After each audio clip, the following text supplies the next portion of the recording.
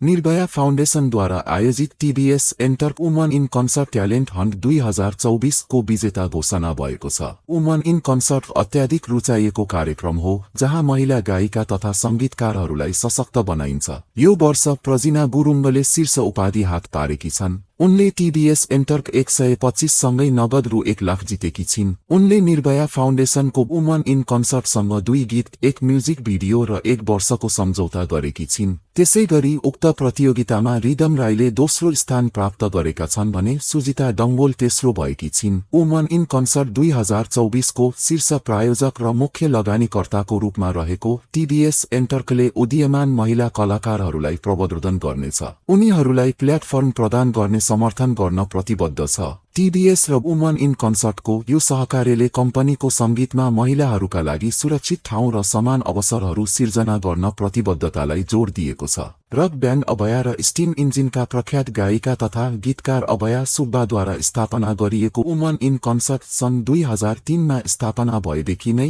महिला संगीतकारहरूको लागि काम गर्दै आएको छ। काठमाडौँ बरुल स्कुलमा आयोजित यस वर्षको कार्यक्रममा 1000 भन्दा बढी सहभागीहरूको उत्साहजनक सहभागिता थियो। सबैले संगीतको माध्यमबाट महिला सशक्तिकरणको भावना मनाउन एकसाथ आएका थिए। यो ट्यालेन्ट हन्टको दोस्रो संस्करण हो जहाँ महिला संगीतकार तथा गायिकाहरूलाई 3 महिनाको बृहत प्रशिक्षण दिँदै उनीहरूलाई संगीत उद्योगमा फस्टाउन आवश्यक सिप र आत्मविश्वास प्रदान गरिन्छ। टीबीएसले महिला सशक्तिकरणका पहलहरूलाई सधैँ समर्थन गर्दै आएको छ र भविष्यमा पनि यस्ता पहलहरूलाई समर्थन गर्न तत्पर छ।